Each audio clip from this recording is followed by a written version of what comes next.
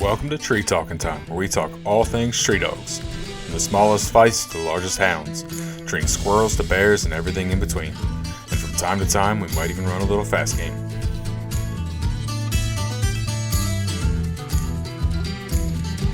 So we'll start with your Houndsman Rendezvous, though.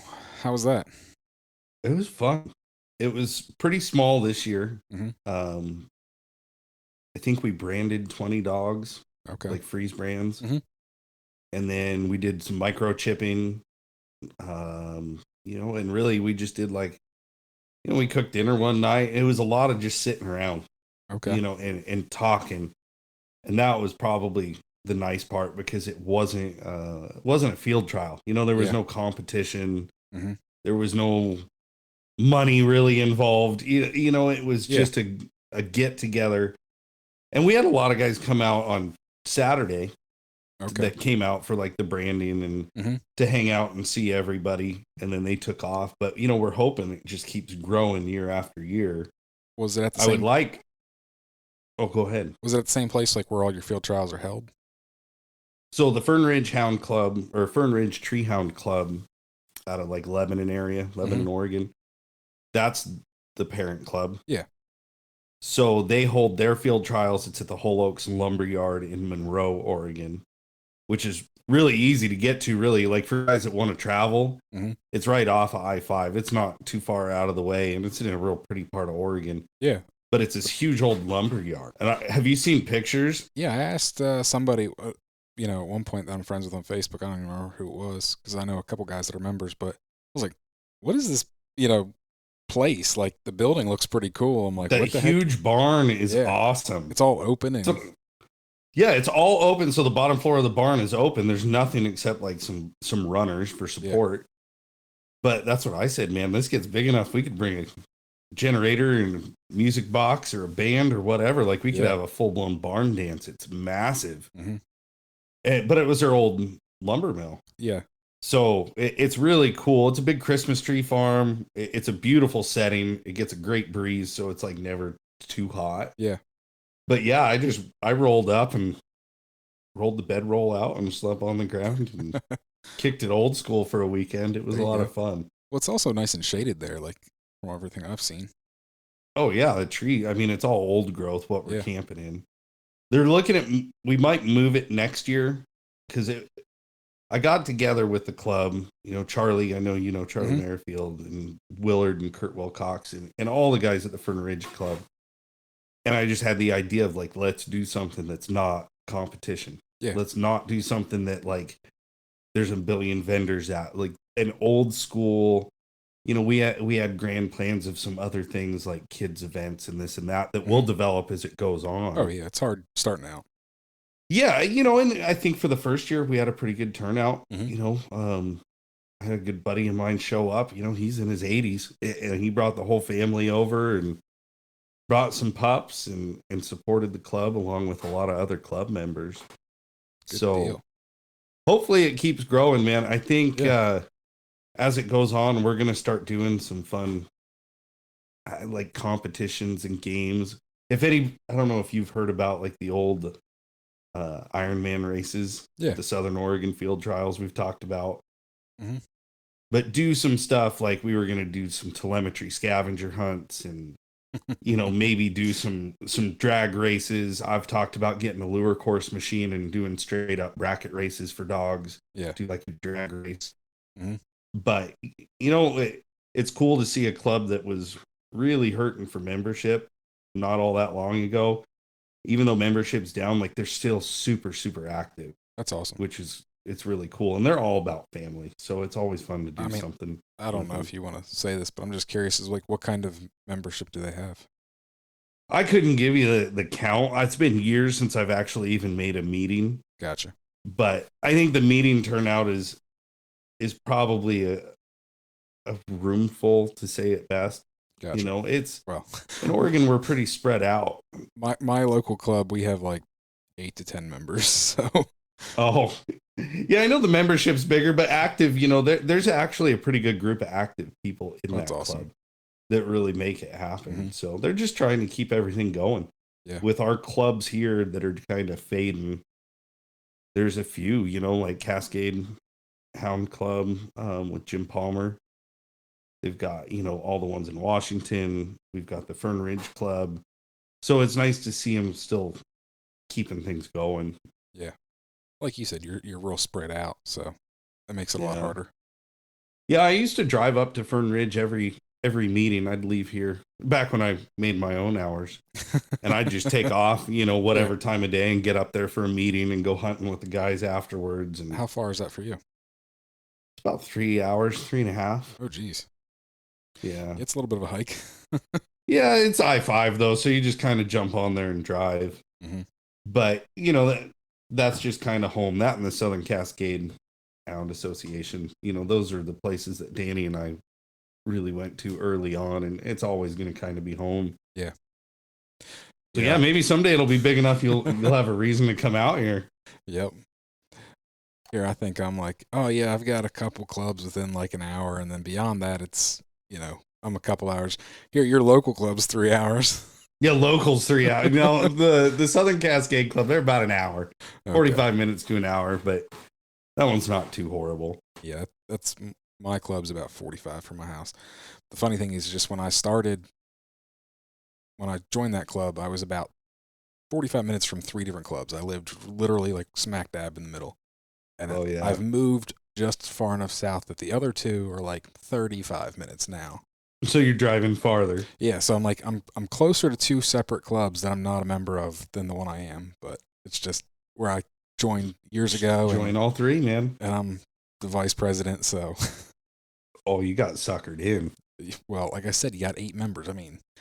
Yeah, everybody's got a job. You've got 4 officers, and then everyone's got to be on the board, because, Yep.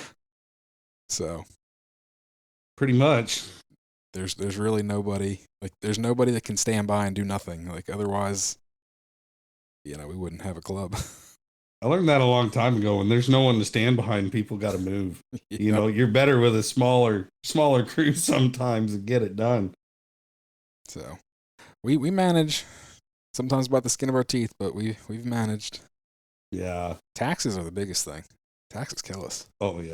Oh, because your club probably owns the land, huh? We have a clubhouse and 5 acres.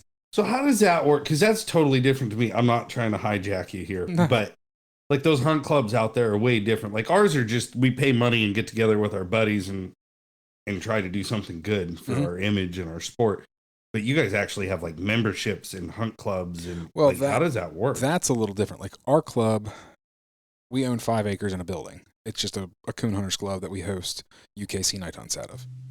I think what you're talking about, it's like clubs that rent or lease ground. Oh, like the big land leases. Yeah. Which gotcha. You don't really see them here.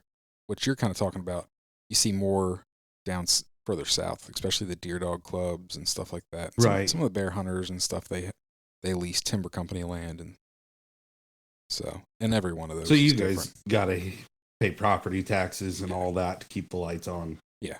Like so, 5 acres. Not like about an acre of it's actually usable. And otherwise, the rest of it's a little bit of a field and some woods. It's not usable. Oh, no pond for races? Nope, unfortunately. It's a side of a mountain. I wish we had more of that out here.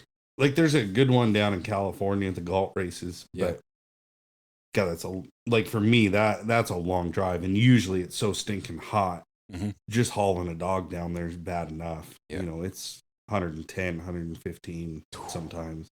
See, that's crazy. It doesn't get that. Yeah, we're not used to that. We get humid, but we don't get that hot. Yeah, it's getting pretty warm here now. It's we'll put it this way. I went out and exercised dogs and they were dusting me out just running down the road already. So that's always a good sign for summer. It's been dry here. So it's just kind of rare. So, let's get this sucker back somewhat on track. So we got new stuff. At your Houndsman Rendezvous, you put a little clinic on, and that's kind of what we're gonna go over. Yeah, I wouldn't call it a clinic. I don't know if there's enough people to call it a clinic, but yeah, we definitely got to show this thing off. So there's some new gear out there, which is why and for the listeners, if you're that you don't recognize the voice here, it's Jason Duby from W, a frequent podcast visitor here. So once or twice. Yeah, I think this is the third time on this one, on mine, and plus all the ones we did. Yeah. So yeah. So yeah, the new Garmin stuff. Yeah, that new Alpha 300 is pretty killer, man. You like it? Yeah, I mean, like, you know me, I don't know how your listeners do, but like, I don't get too hyped up unless I know something works. But yeah, out of the box, it was such an improvement as far as the maps and the screen, like being able to read it versus those 200s that everybody was hating. And even just the processors, you know, as far as map loading speeds and things getting hung up and glitching out. Like, I've hunted with it a few times. I've done some, you know, extensive goofing off with it. I don't know what else to call it here at the desk, and you know, with the field trials and stuff like that. So I can tell you, I'm yet to see anything that's going to hinder, you know, like a performance issue. It's always performed. And I did find a couple of little things that are being worked on, but nothing that's going to be like, oh my God, I turned my dogs loose and now I lost them at 100 yards. You know, like there's those horror stories of just gear failing or early TT15Xs, you know, like the water problems we had. This 300's been pretty solid and a pleasure to use. It didn't take a lot to learn it, but it's got enough of a change to it that like they really put some thought into it for sure. So like I'm still on the 100s, so and I'm sure there's a lot of people that still are on a 100 or a 430 or something older. Oh sure. That never upgraded at 200. So like obviously they did themselves a favor. I mean, really, that's being honest in my opinion. I mean, I'm speaking as myself, but yeah. The 300 is like a 200 with everything I hate about it fixed. Okay. You know, so like the learning curve, yeah, it was easier to go from a 200 to a 300 than, let's say, you know, you might have to mess with it for a little bit to get comfortable. Yeah. But we're talking just mess around with it. You'll figure it out really quick. Gotcha. Where, you know, a lot of the guys that went from 100 to 200, I mean, I talked to a lot of them. They didn't like it. They didn't like the screen. They didn't like the colors. They didn't like the detail. They didn't like the slow maps. I mean, they had legitimate complaints about the thing that a lot of us had. So, you know, they made that jump and a lot of them went back. And those guys, I would say, you know, it's going to be a tough sell probably, you know, to convince those guys that they've done a lot better. But I'm yet to throw it out the window. So I'm pretty happy with it so far, and it's been a good system. I mean, there's a few things that I would probably point out if you want to get into like the features that the most stand out. I'm pretty, you know, obviously I don't have one, so I don't really know a ton about them. So, and I would imagine most of the listeners haven't gotten one either. So yeah, let's go through whatever features that you think are noteworthy. I think the biggest ones that guys are going to notice in the field is going to be what I just said about the map loading times, the display, you know, those are big things. But even the battery life, we're talking up to 3 times the battery life of an Alpha 200. Okay. Because that was another one of my biggest frustrations as you go hunt. And, you know, I run at night, so I'm running backlights and I've got other things going on and a stopwatch. You know, in 12, 14 hours, I mean, I'm sweating battery. Okay. Where now it's 55 hours of battery life, which is, you know, a huge improvement. Yeah. So that alone, I mean, that would sell me as far as just being more reliable and having longer battery life. But, you know, the menus, even the operation, I would say if you don't consider yourself a techie person, it shouldn't necessarily scare you if you can run an iPhone or an Android. Yeah. They've really made it similar to that in the drag and drop menus and being able to customize everything. So, I mean, to me, it's cool. Is it a necessity for me? No, like that's not my selling point personally, but it's pretty handy.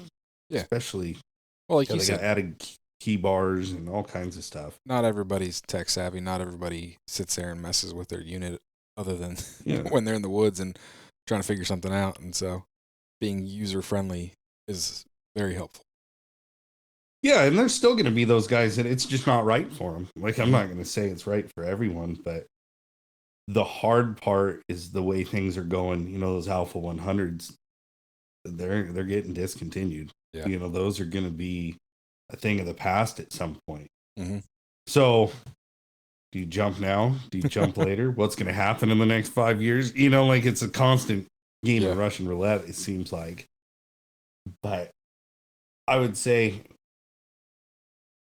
compared to the 200 buyers that switched from an Alpha 100 to a 200, I don't think we're going to see a fraction of that in people that are upset with the 3. Okay. It's just out of the box. It's been pretty solid. Mm-hmm.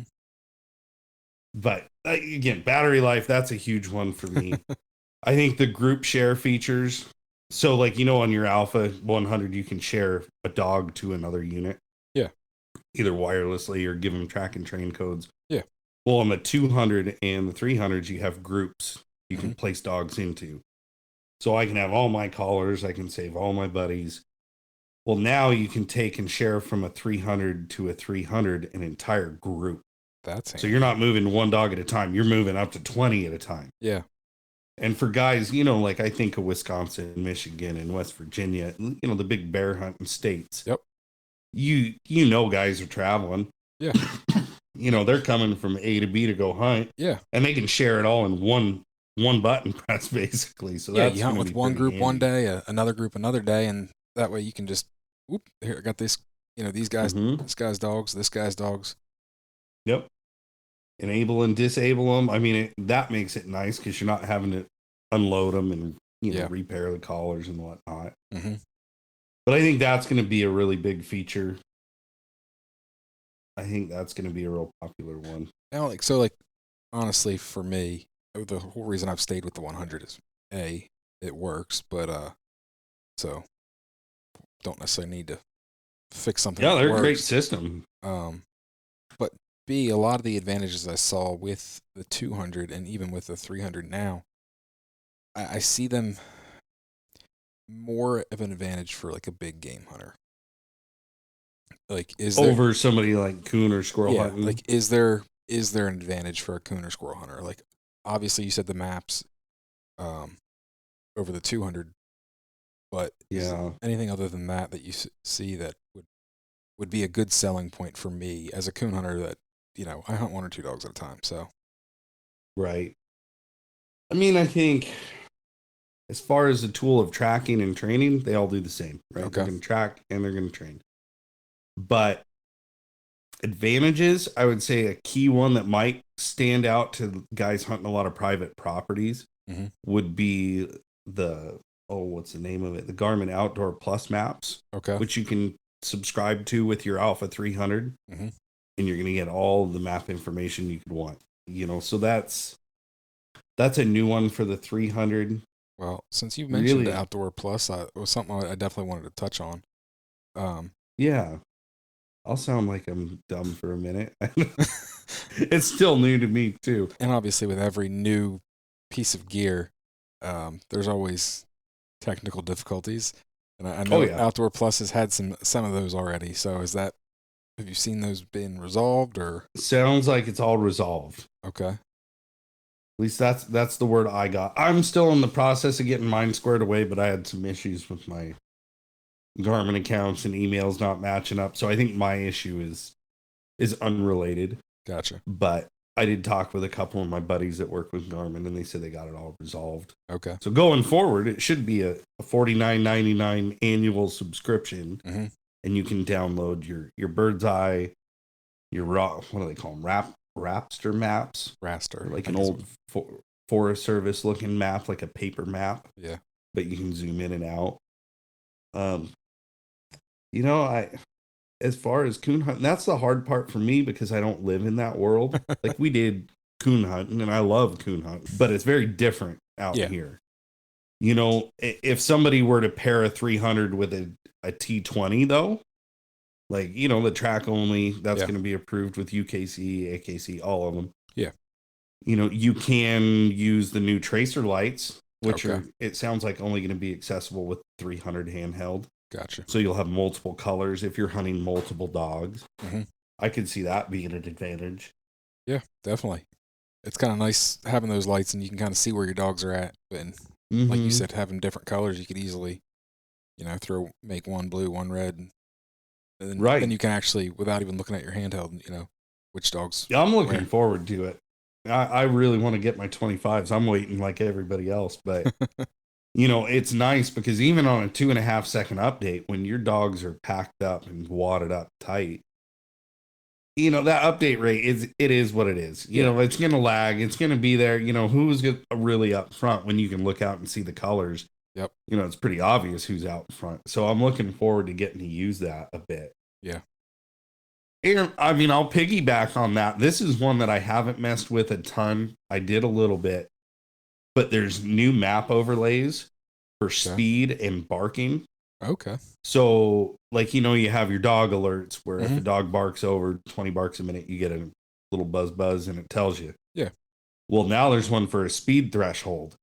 So if I go through and I set that, I know if I set it for 9 miles an hour and they go from trailing to jump, it's probably going to click that off.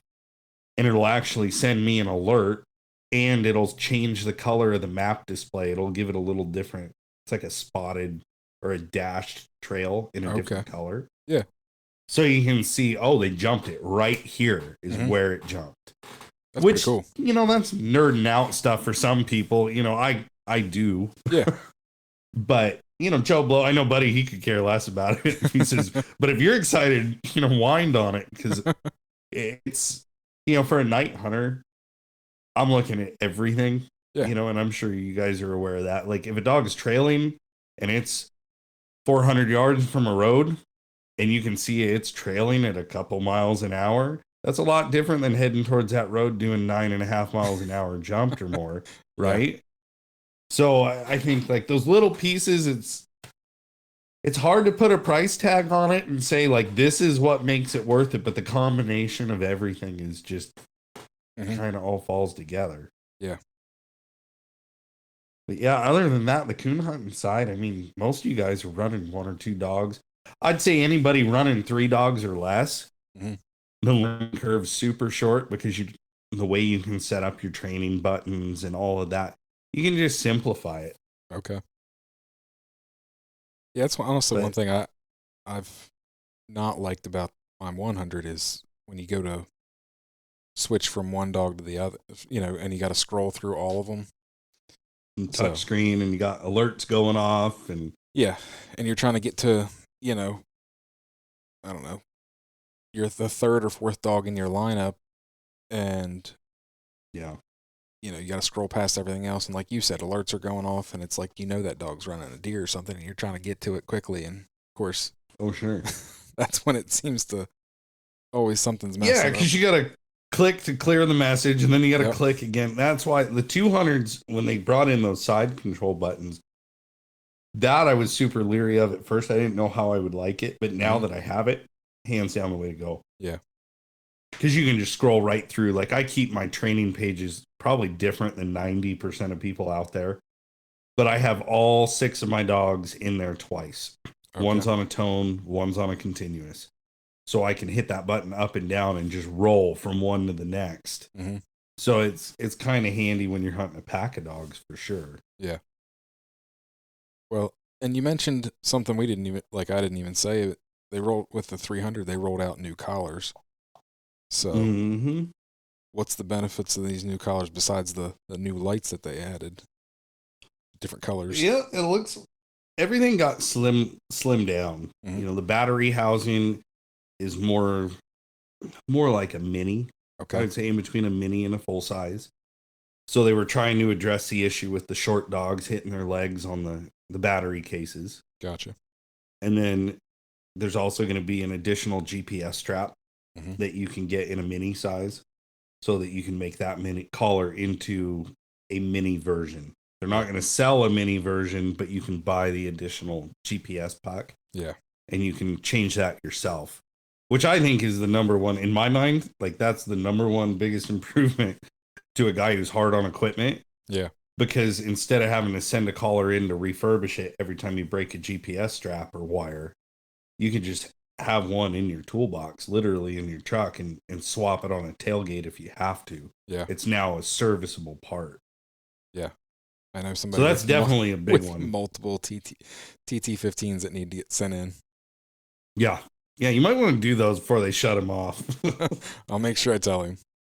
Man, we've been doing a lot of repairs lately.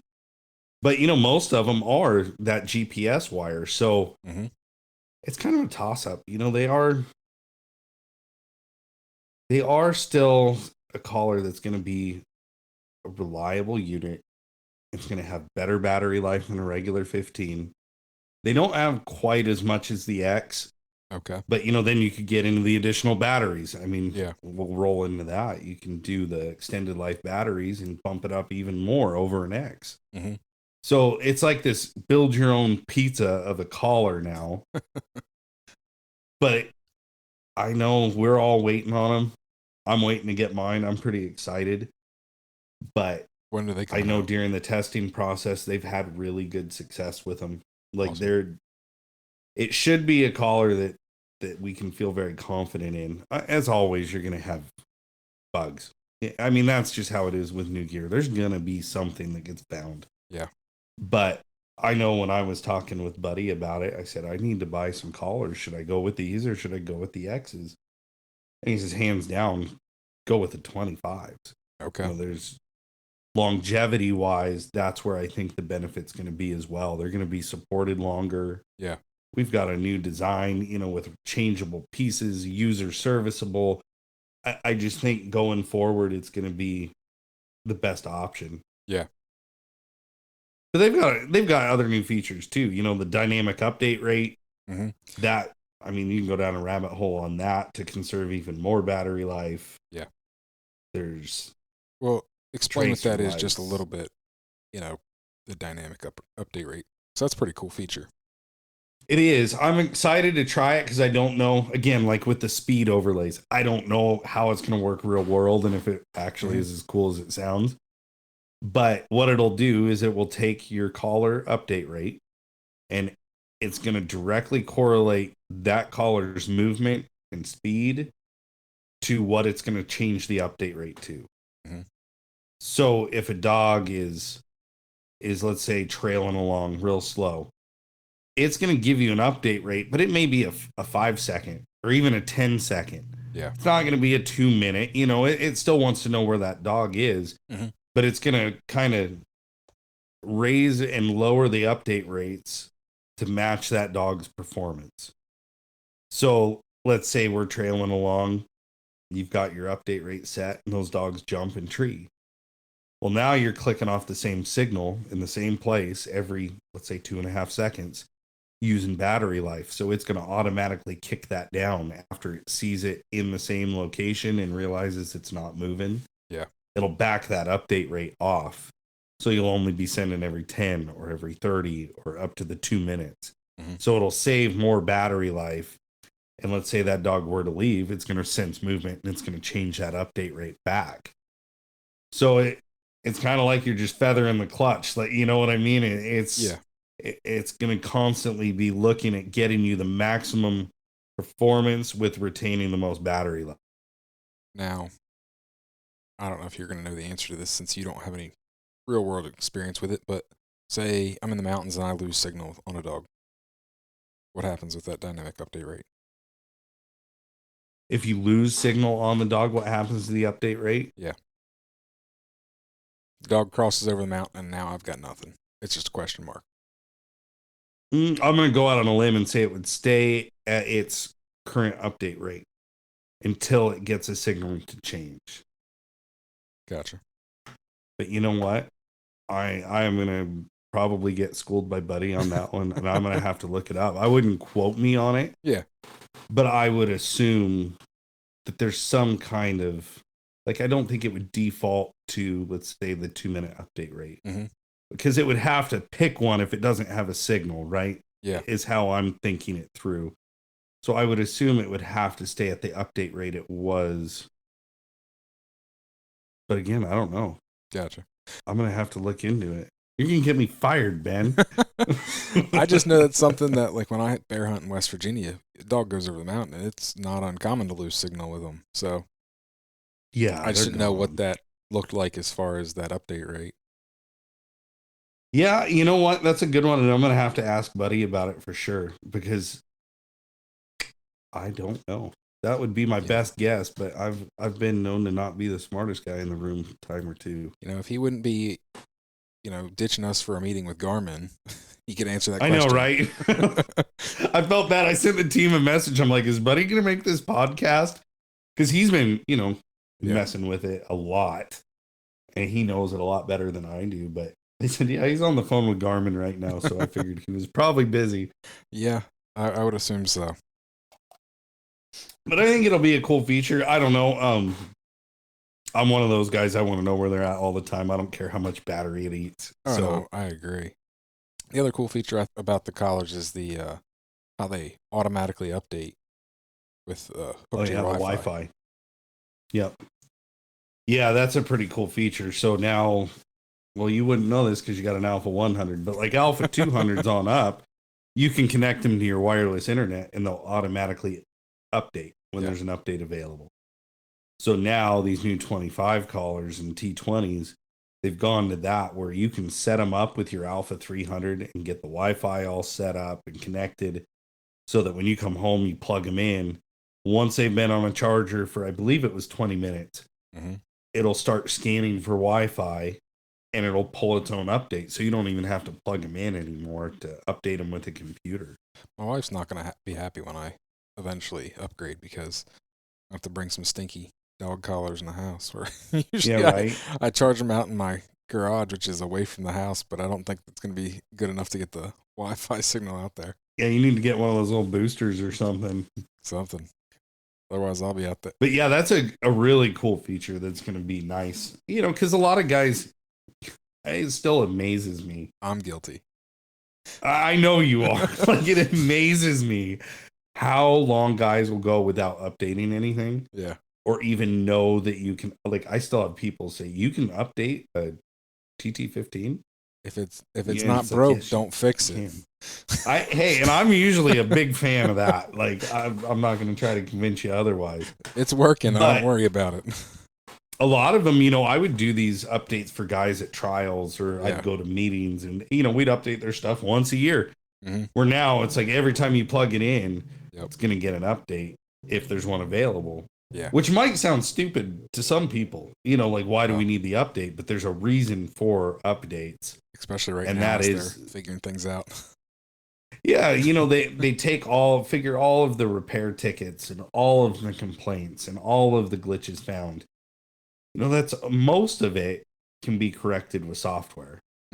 So they spend the time, the R&D, they get these problems fixed. Then they drop it in a new software version. And Joe Blow says, well, I'm not having any problems. I'm not going to update it. But he hasn't hit threshold XYZ that triggers this to happen. Yep. And then all of a sudden you've got a problem in a collar that needs rebuilt, or, who knows what happens. You get a dog, it shuts off, it glitches out. Where if you were proactive about it and do the update, it took away the ability for XYZ to cause ABC. You know what I mean? Yep. So no, yes, I completely get great it. feature. Great feature for guys like men. Yep. And me, honestly. Honestly, I didn't realize the whole updating stuff until a couple years ago. A friend of mine used to work for a dog supply company and used to do the same kind of thing you do, as answering phone calls of, how does this thing work and why? Oh, really? What's going on here? And he's the one that was like, yeah, you should be updating all your stuff. I'm like, didn't know that. Didn't even know. So I was guilty of that up until about, I don't know, 6-7 years ago, something like that, when I started hunting with him. You're not alone, man. Trust me. There's a million. So he updated my stuff then, and I honestly don't remember if I've ever updated anything since. See? Well, because some of this Garmin stuff doesn't like Macs, and I have a Mac. Right. Oh, yeah. You're one of them guys. So that was my other problem. So even though I know about it, I have to like go out of my way to find a different computer. Right. And that's not an uncommon thing with a lot of our customers too. They have Macs, so. Mm-hmm. But now going forward, even plugging them in, they're going to be compatible with Mac if you do have to update the 25s, I believe. Oh, good. Garmin finally figured out that, a lot of people like Apple computers. I think they did. But yeah, I mean, really, like the collars, you could dissect it all down, but most of it's the same tools that we've all came to love. Yeah. It's just a different packaging, more user-friendly. I mean, really, I think it's going to be something that's here to stick around for a while. Yeah. This has been geared to be a long-term product, mm-hmm. which is always nice. Yeah. Nobody likes buying new gear every couple years, so hopefully this one lasts a while. Your podcast, you and Buddy, launched. What day did this all come out? Oh, it's been a couple weeks now. I don't know. Whenever it came out, a couple weeks ago. A week ago, or it'll be 2 weeks ago today, I think. Yeah. So by the time this comes out, almost 3 weeks ago. Yeah. So you and Buddy kind of really talked about the roadmap and kind of how the 200 and the 15X were not really necessarily planned. It was just a solution to a like a supply chain COVID problems that kind of they weren't really anticipating. Right. So where these are the collars that these were planned. This was the baby. Yeah. The other one was keeping us from going a year without anything to hunt our dogs with. Yeah. So yeah, there's been a lot of research put into them and a lot of effort. Good deal. Glad to hear it because, like I said, eventually I'm going to have to upgrade. So yeah, I'm kind of glad that I, looking back, that I did skip that 200 now. I'm honest with you. You're probably glad you did because, unfortunately, I do feel like that the 200 left a bad enough taste in some people's mouths that they're not even going to think about it. Yeah, they're stick with 100, which, like I said, whatever. That's totally fine. I've still got one too. It kicks around in the truck. But I would also say at the same time, if I can give a little relief, it's nowhere near as frustrating. Yeah. I mean, God dang, I'm serious. It's like they took something that could have been a great tool and they just fixed everything that I didn't like with it. Yeah. Had this came out a year ago when the 200s did, I don't see, them doing anything better. Like you said, it was just a solution to a problem where now we're kind of back on track and we're getting the products that are going to be the bread and butter in the dog tracking and training world. Yeah. Because at this point, I'm sure you hear it. You've hunted with dog stuff too, right? I've never messed with one. I've hunted with some guys that have it and talked to some people that have it and they like it. Mm-hmm. But I've never personally messed with one. I've messed around with them a little bit, and they're a decent system too. But the cell phone app compatibility and everything now, Garmin is now answered to that. With the Explorer app and being all able to connect. So really, they're kind of solidifying their place in my mind. It's the best of both worlds. They're going to get the apps. They've got their map subscriptions. They kind of took everything that came from here and there and all over, and now it's all in one unit. Now, going back to the map thing, and you said about the subscription, and obviously most people would kind of relate that to like an Onyx subscription. Would be is that the entire country, or is that a state? Yes. Okay. Nope, entire country. Well, that's nice because I know Onyx is. You can pay the $100 for the entire country, where it's like $30 a state or whatever. Yep. Yeah, this was their answer to that, I think. And now you can just download wherever you want. So, especially guys out east, if you're hunting multiple states, you don't want to be buying a $90 map chip for every state. Yeah. So that's a really good option for them. Yeah. And same with Bird's Eye downloads. You can still download Bird's Eye to them.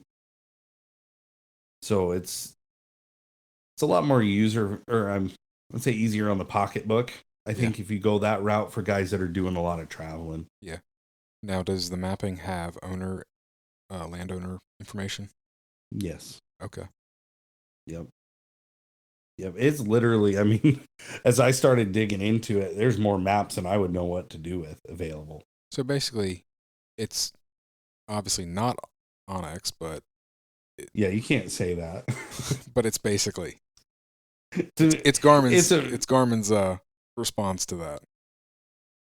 Yeah, it's one of those things where it's just more options as far as getting more maps, and I think that was a big reason, was these guys wanting to download multiple states. Yeah. Where instead of, nobody wants to break that down state by state. I mean, really, like, I get Onyx does it and it's revenue, but come on. You pay $50 and you're getting the whole country. I mean, to me, that's a pretty decent deal. Yeah, I hunt multiple states. I live literally on the line of 2 different states, so it doesn't make sense for me to pay $30 for one state. Like, I need the whole country, because after a couple states, it just adds up. So sure, and it'll work with your phone too.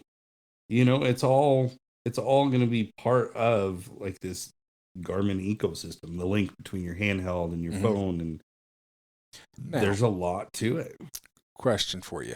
So, in your podcast, you mentioned that with Outdoor Plus maps, that it's not going to be, if you buy multiple handhelds, like, it's only going to work with one handheld and your phone. Correct? I remember Buddy saying that. Yep. I don't know. I'm kind of confused. Like, so say I have 2 handhelds in my phone. I want to have all 3 of them kind of tied together. How is that possible? I believe it would be another subscription. You're not going to connect 2 handhelds to one mobile device. Gotcha. So, like, let's say I have mine attached to my phone. Like, I mean, that's from this weekend. I could have another unit attached to a tablet if I wanted to use that as a drive track, but I believe it's all just one handheld and one phone. Gotcha. Kind of like a drive track. You hook to a drive track, nothing else hooks to it. It's just yours until you disable it and you repair. So I don't know. I think floating them back and forth, there's probably something there where it recognizes serial numbers. So you can't, like, bootleg it. I'm sure that there's something written in there. Oh, yeah. I would think it'd be 2 subscription fees. Gotcha. We're going to have to fact check this, though, man. Well, there's still so much out there that I don't think is even really answered from Garmin, just because it's all so new. Yeah, that's the truth. They haven't sent you out the sheets on... the cheat sheets of here's your answers to your frequently asked questions here. It's so funny because you think about that and it's like, my frequently asked questions are way different. Yeah. I'm sure they would not even know what your frequently asked questions are. Oh, no way. No, someday I'm going to write a book. When I'm old and retired, I'll write a book. Look forward to it. The phone saga. That will probably be a very interesting book. I can only imagine. No kidding. So, well, that's about all the Garmin stuff that I really have questions on. Without it in my hand, it's hard to really dig too much. I'm definitely excited to eventually get one and get to mess with it, because like I said, I do. That is definitely something I want to do in the next year or so, is probably upgrade, because my Alpha 100 has a little line across the screen. It's not bad enough yet, but it's only a matter of time. I like that you use the keyword yet.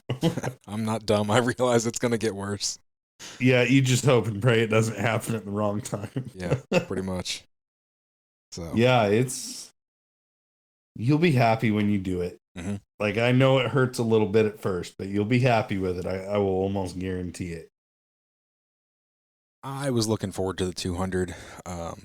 So if you're saying this is just a 200 on steroids, then I'm sure I will be. Yeah. No, you will be for sure.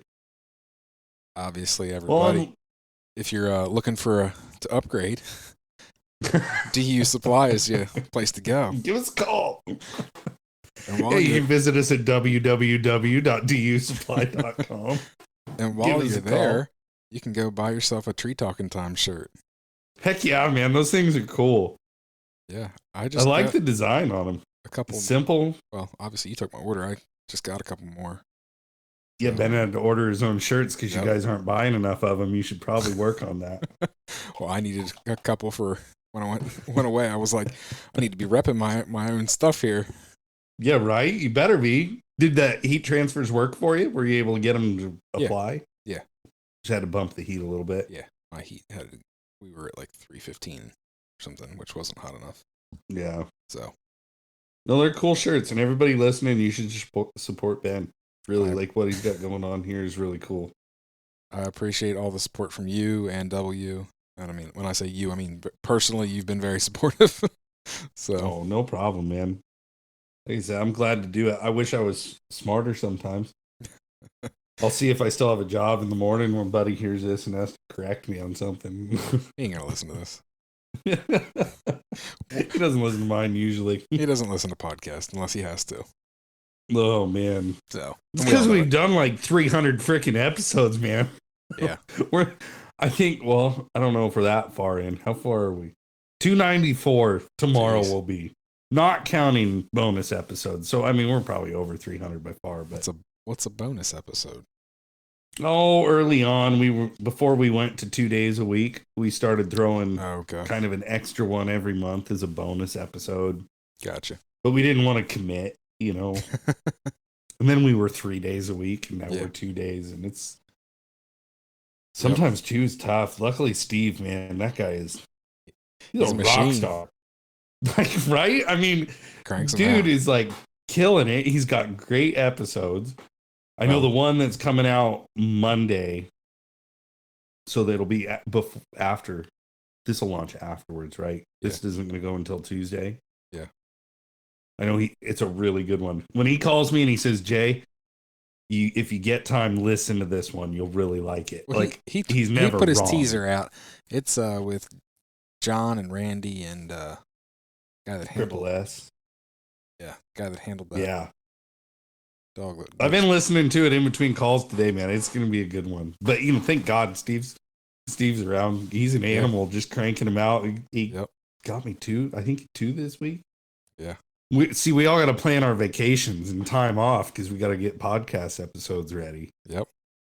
Start buddies. When hunt season rolls around, I told him we got to get a backlog of stuff stored and. Yeah. But yeah, man, we appreciate you supporting us too. Anytime we can be on and help you out or your listeners, we're happy to. I appreciate it. You bet. Go buy Ben's shirt, everybody. Like, I'll be his free sales guy today. Yeah. It's for a good cause. Yeah. The Ben cause, right? Exactly. Keep this train rolling. The podcasts aren't actually free. No, they're just free for people listening. They're not free to the people putting them out. Exactly.